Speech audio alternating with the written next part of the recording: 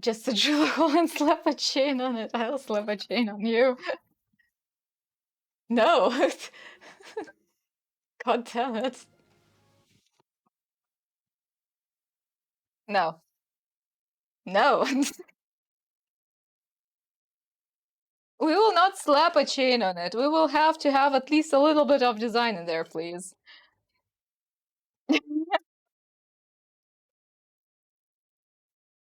Looks like the Voyager plaque. Hmm. I think they are. They are. I'm very happy that I started doing this. Makes me happy. Okay. So we actually do have a plan.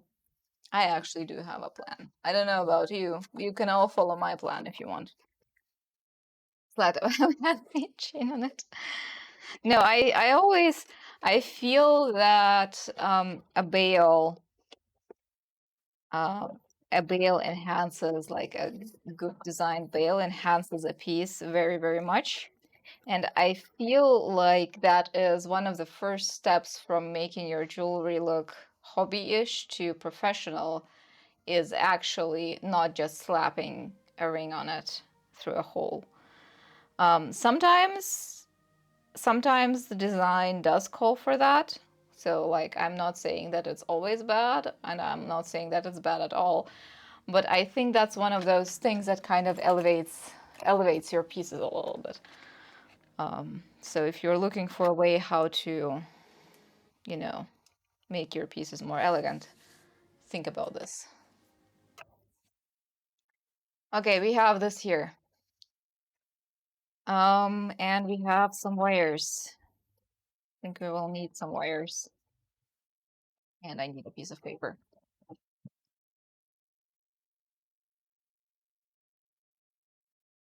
I am trying really hard.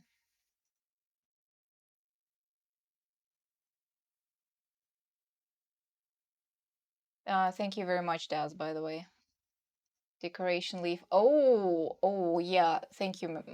Was it you, Married? Thank you very much for posting that link.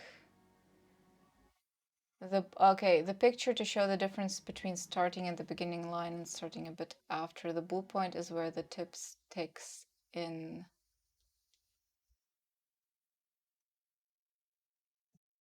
Okay. So basically what you are saying is that if you start not at the beginning of the line, you tend to not overshoot. I will have to look at the picture a little bit more closely afterwards. Um, well, I see the blue point. It's heel drag.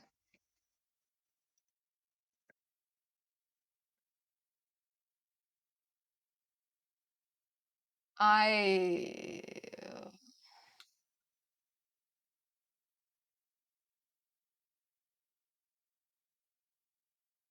So the line is more consistent? I have zero idea. I will have to I will have to look at it afterwards. And a heel drag leaves traces behind when you actually start. I think I know theoretically what you mean. Theoretically, I think I know. Side of the line, sort of marking the opposite. Yeah, you don't want this. Okay. Uh,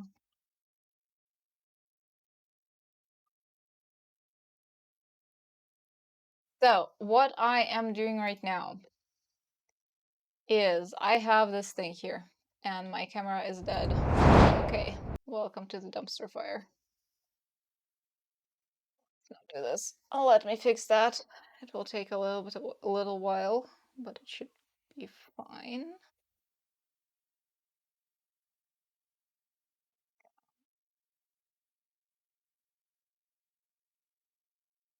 Okay, so what I have here is this thing. This is the start of a potion bottle, and I want to have several vines, like vines with leaves and such, or maybe just like yeah, going over this area, and basically entrapping the circle on the inside.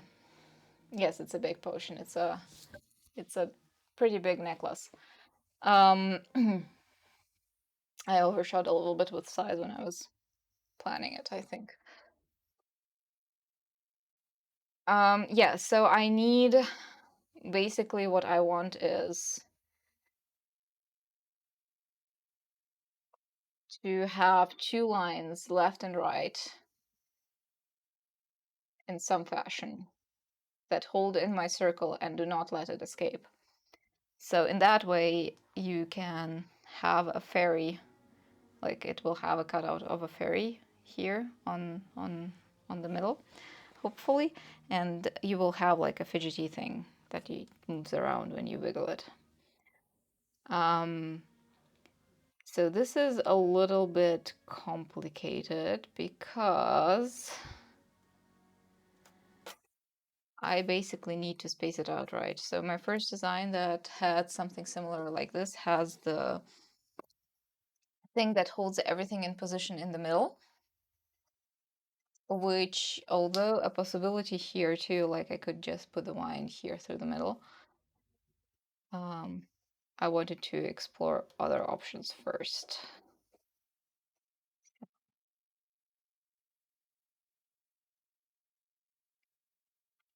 So basically, my wine would need to go like through here probably. That would also go through the middle point. If it goes through here, I would need a second one that goes through here.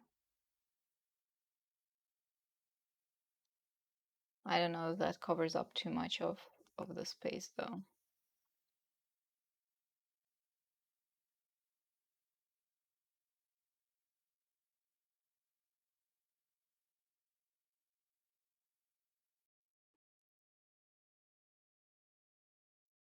Wine wrapper on the outside border and front back, it will help you to set it to kind of like tabs.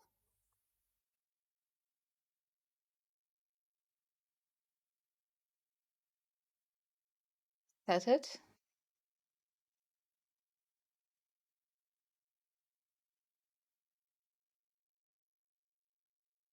Yeah, like the vine has to go through back and front, else it would not work. Hold the piece in the middle, yeah. I'm also thinking about just maybe just putting the vine through the middle would be the best choice though.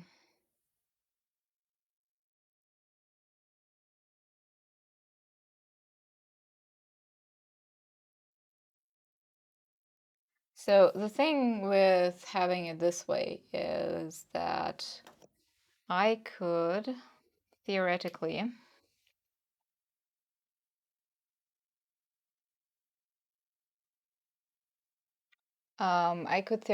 put a stone in the middle. And this is why I'm kind of looking at, oh, this is upside down. I always forget that my camera's upside down. There we have it. So basically, if I want a stone in the middle of this,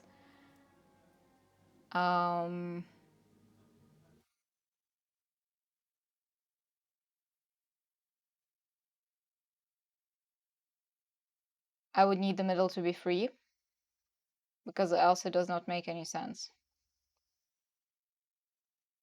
This is also a thing where I have to prepare everything and then solder everything together and just hope that I got the sweet spot. It's one of those.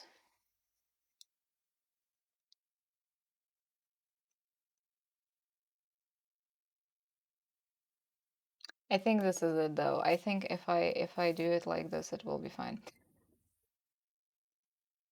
This is my inside, and then I need, this is the marking point, so I need one going through like here.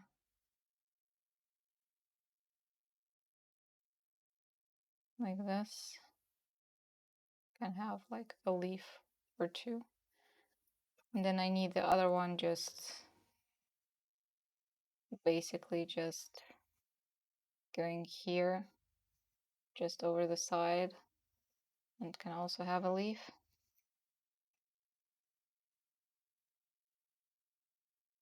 And it can go like a little bit all around. And then we have here our cork thingy. We can actually put a leaf on top of the cork thingy, kind of like it's winding all of its way around. And then the cork on the back side, I think it will have a bail. Yeah, I think this is the way to go. So next step is actually, I think next step would be to make the fairy, not making the vines. So the fairy is the same silhouette as from the Zelda games.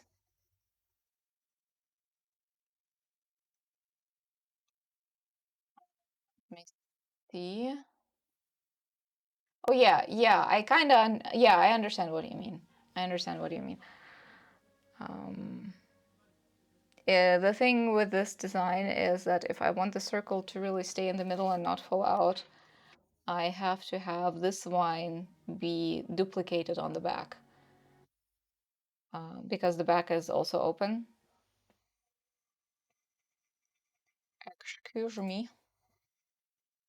Thank you very much. Um,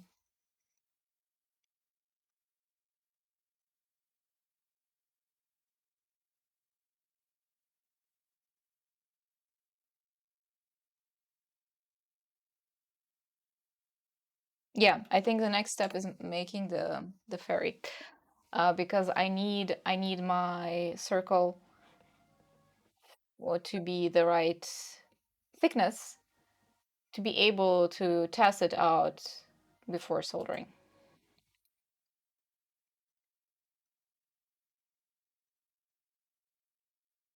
You could wrap the wine back to front as long as both sides are narrower than the disc, you're good. Yeah. Yeah, I understand what you mean. I understand what you mean. I think this is kind of the part where I will have to play around with it a little bit, because what I also think what would be kind of cool is if I manage to basically have the wine only on one side here and the rest being open, so that basically it still cannot slip out. And I think I can manage even with the middle thing. I can still manage if I do it in a wave, now that I think of it. Thank you for making me think about it again.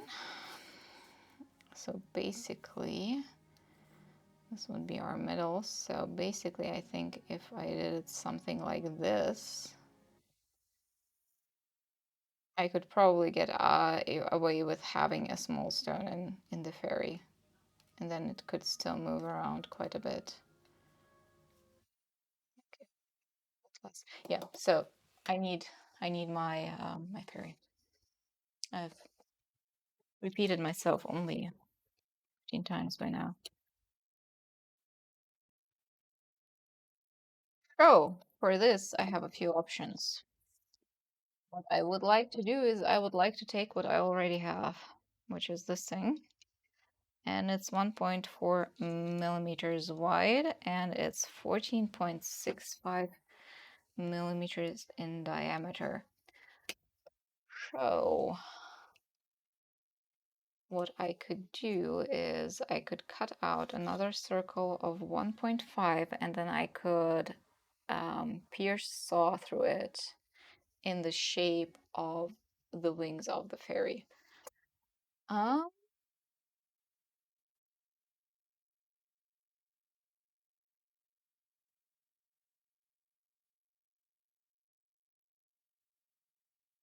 what am I looking for? Ah, yes, I know what I'm looking for. Never mind. I didn't ask. Brain just did not go out. Be looking in here though. That one. And a do. There we go.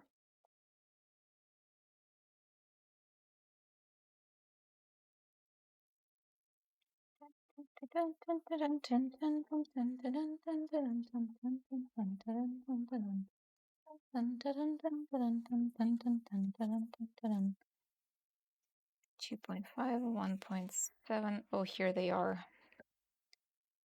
Fancy green sapphires.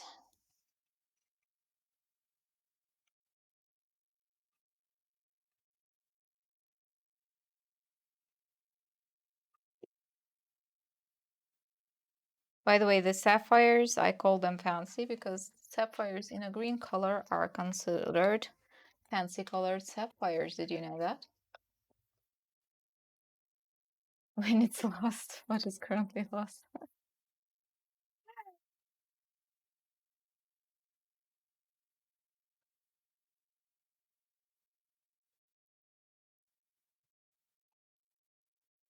Oh, I can feel the strain in my elbow right now.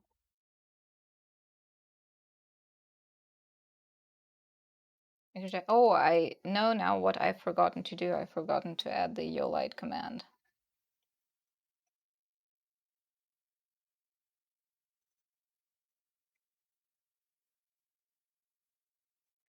No, I forgot it.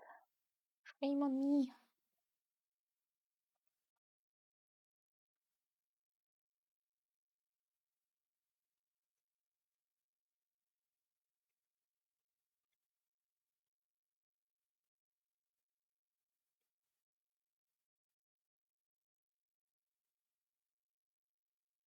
I'm questioning what I'm doing right now very, very strongly.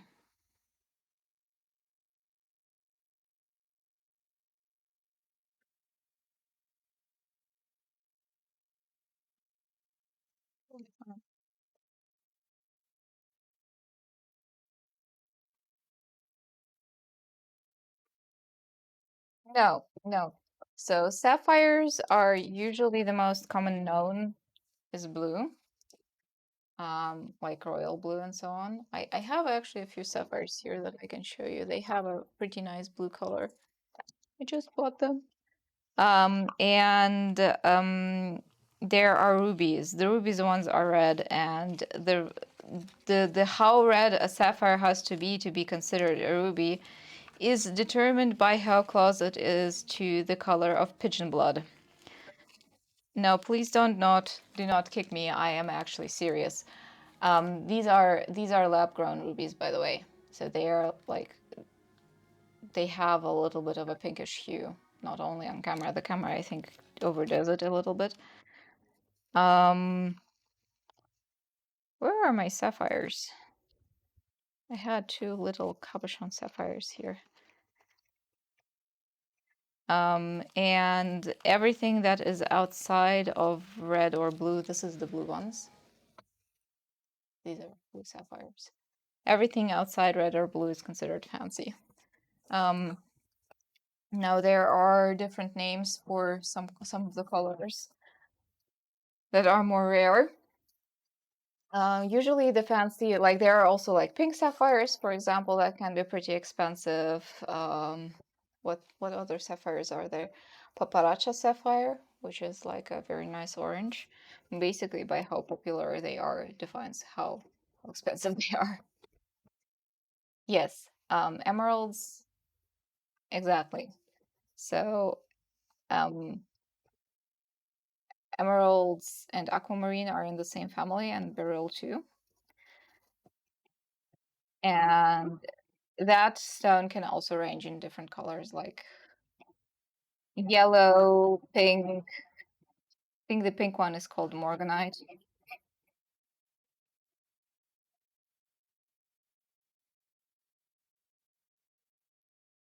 Yellow is heliodor.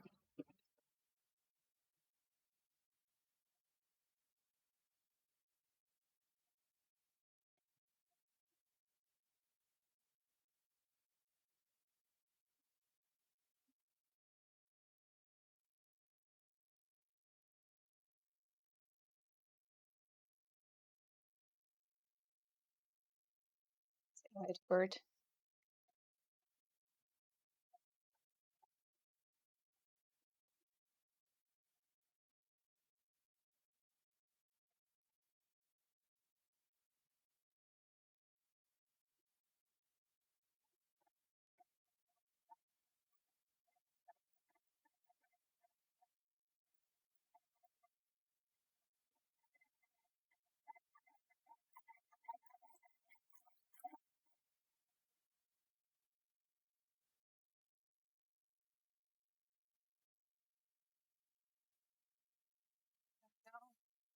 Hello, camera. Would you please focus? Thank you. We are working here.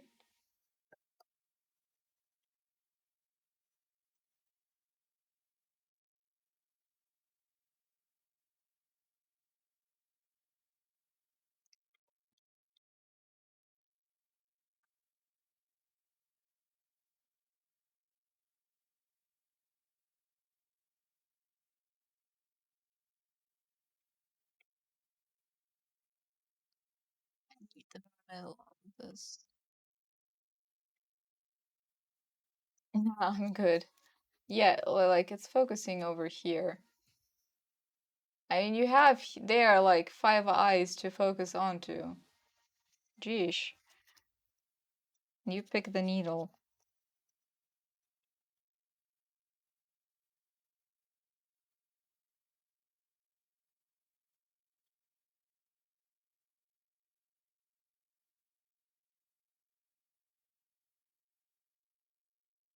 I'm trying to determine where the middle of the circle is. So what I'm doing is I'm putting um, my compass on the line that I previously made. You know, the one where I marked the circle. And am now just marking off some semicircles, and you can see like now I have this triangle there. Basically, in the middle of the triangle there is the middle. I should have put my compass a little bit narrower, then it would have been easier. Let me just do that. You know what? Let me pull this. You know, no, everything is fine. Everything is fine.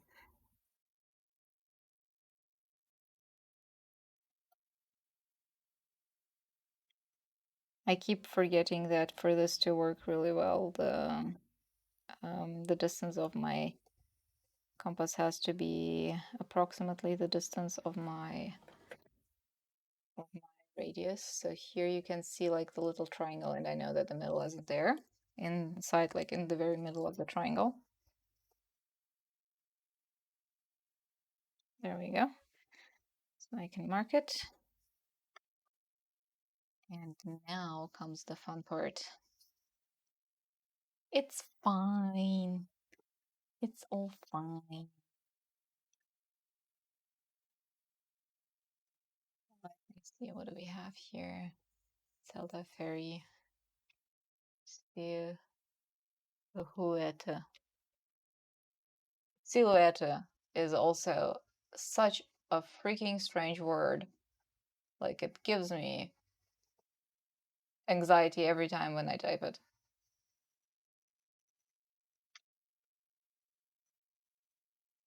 I don't even understand why.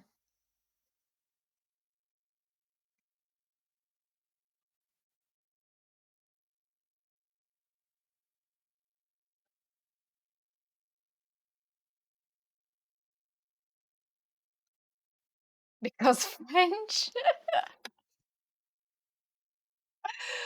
Probably.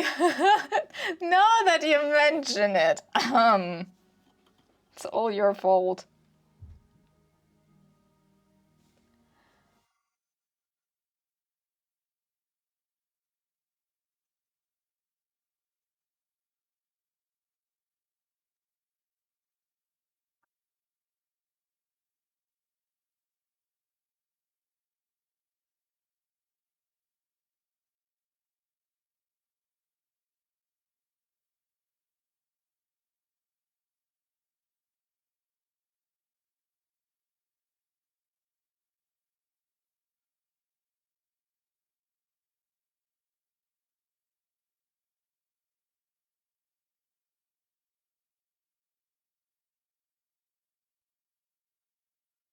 This fairy is a little bit crooked.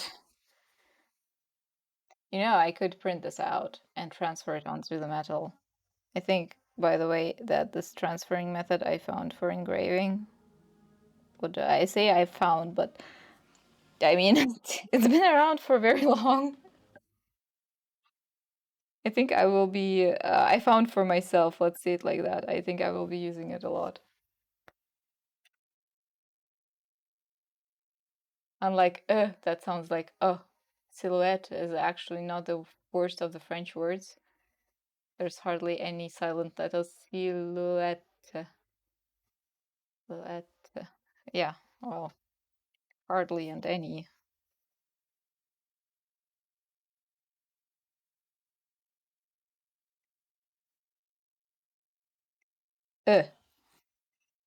Egg. Eggs. Written completely different.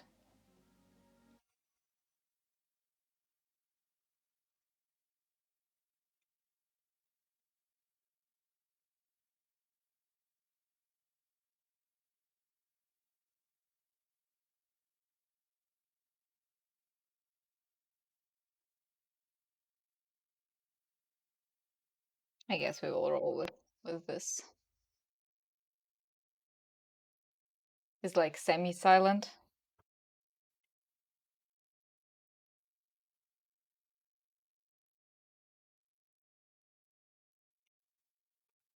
I mean, I don't want to say that your language is.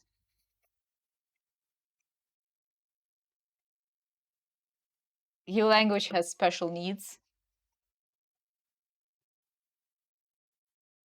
but you know, Nee, nee, pass mal auf. Nee. f and okay, so f you do pronounce the f for singular, and you do not because there is an s on the end. Probably your language is nene. Nene, nee, pass mal auf. Nene.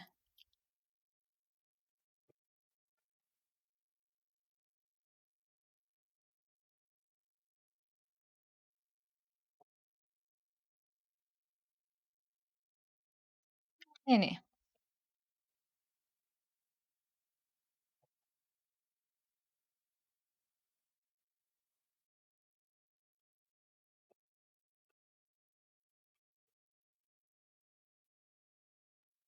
Really?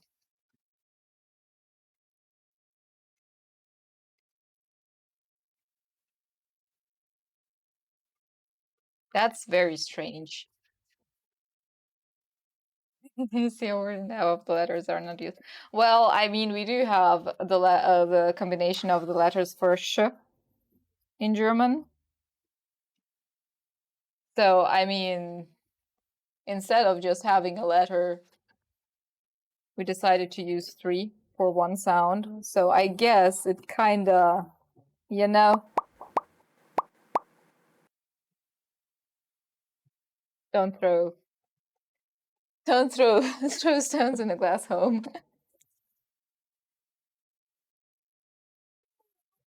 Me get you one. I'm actually getting these at random now. A yellow baby.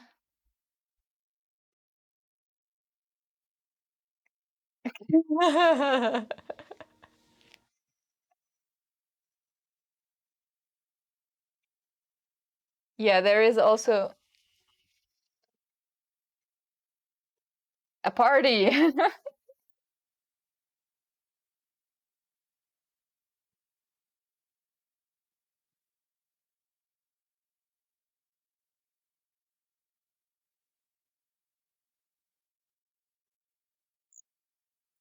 Ducks on the surface, it seems so nice, but deep down they're full of lies.